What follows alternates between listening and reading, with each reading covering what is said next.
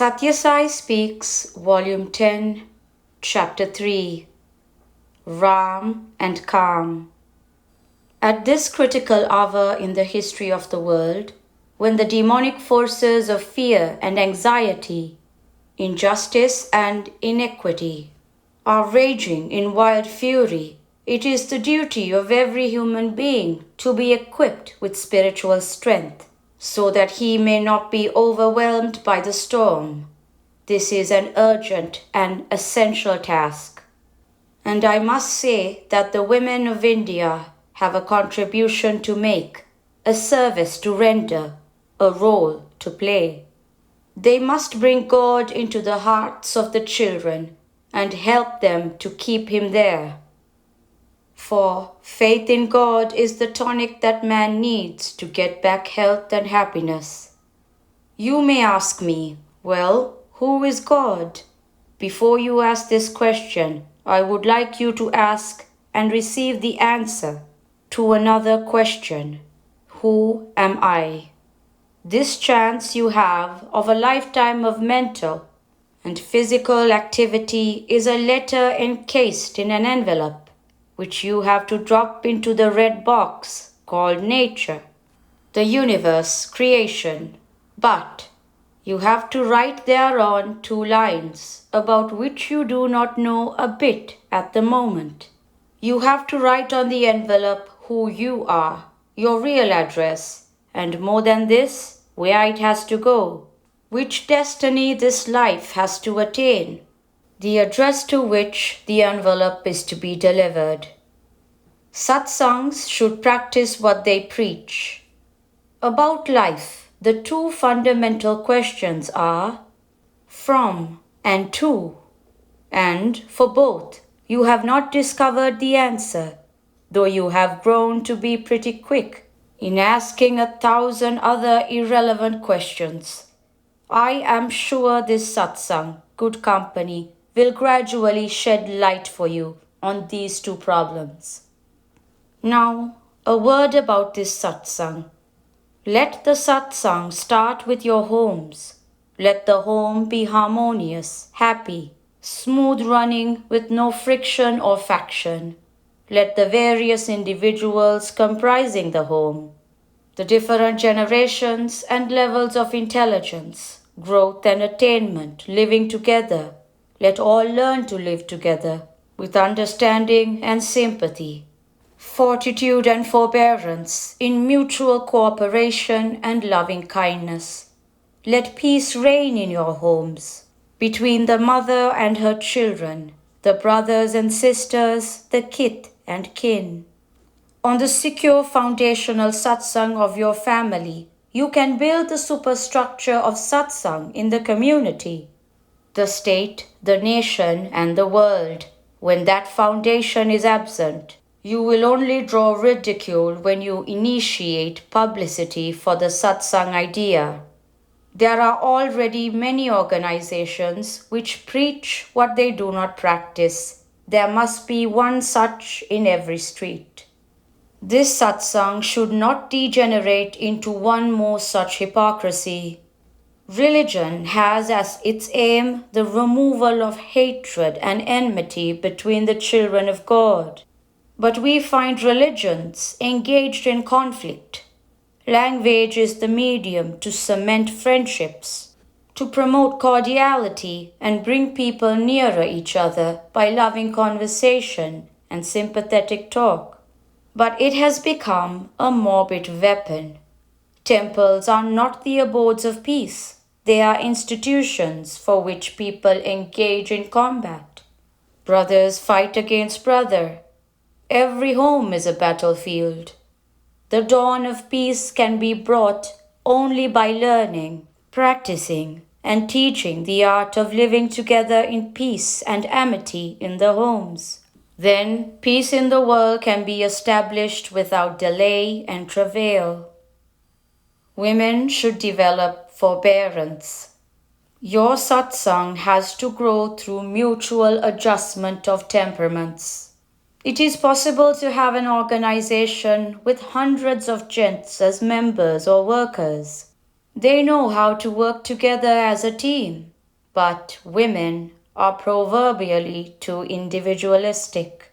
There is a popular belief born out of folk experience that three women cannot live in unison. There is a Telugu limerick which says, "The world shivers before one woman, the ocean will dry up if there are two.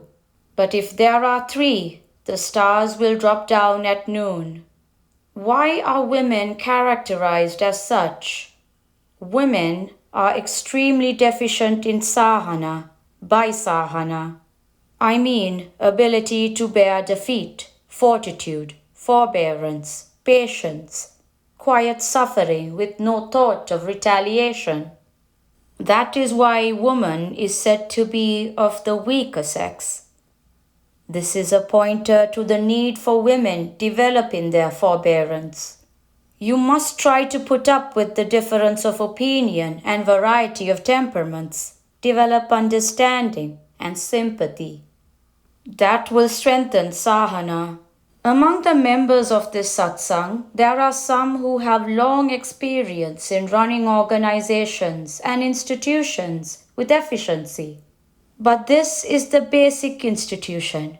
You should never forget the fundamental of Bharatiya, divine devotional, culture. Let children imbibe these while on your laps.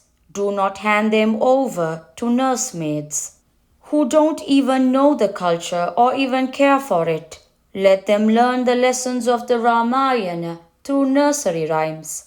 Let them not cram lines like Baba, black sheep, and become black sheep themselves.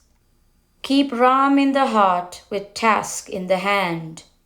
Cultivate the spirit of service and engage in some programs in the slum areas of the city as well as the jails and hospitals. Have compassion towards the prisoners. That is the best method of rehabilitating them. Let them grow in faith, faith in the goodness of mankind. Then they will not engage themselves in antisocial activities. The child is not disgusted with dirt, its own urine or feces, but while growing up, the disgust is developed and stays. So too, the criminal will outgrow this callousness and learn to be disgusted with his own behavior. The patients in hospitals who have no one to speak a kind, reassuring word to them will be tearful with gratitude if you carry the light of compassion to their bedsides. Write letters for them if they desire to communicate with those near and dear to them. Tell them stories, give them good books to read, give them fruits and flowers. Brighten their surroundings a bit, shower smiles over them. That itself will be a valuable drug which will hasten recovery. Social service should not become a show work carried out for publicity or with the camera in view. Nor should it become slow work. Why go slow when you are doing good to the deserving? Do as much as you can, as quickly as you can. If you cannot do any good, at least desist from doing harm or from finding fault with those who serve you. Know that seva is a better form of sadhana, spiritual effort, than even dhyana. How can God appreciate the dhyana, meditation you do when adjacent to you you have someone in agony, someone you do not treat kindly, for whom you do not make all efforts to help? Do not keep yourself apart, intent on your own salvation through japa or dhyana.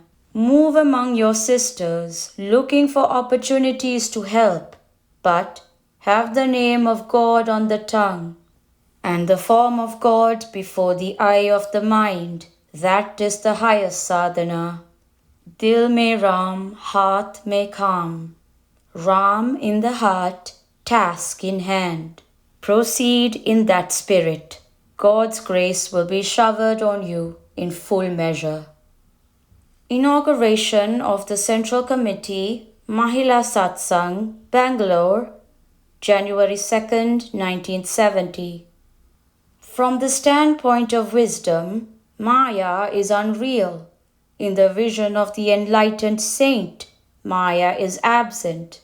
It is a peculiar, anirvakhiya, indescribable phenomenon. To the jnani who has crossed the shores of change and difference, it is non-existent. To those relying on reason, it is inexplicable.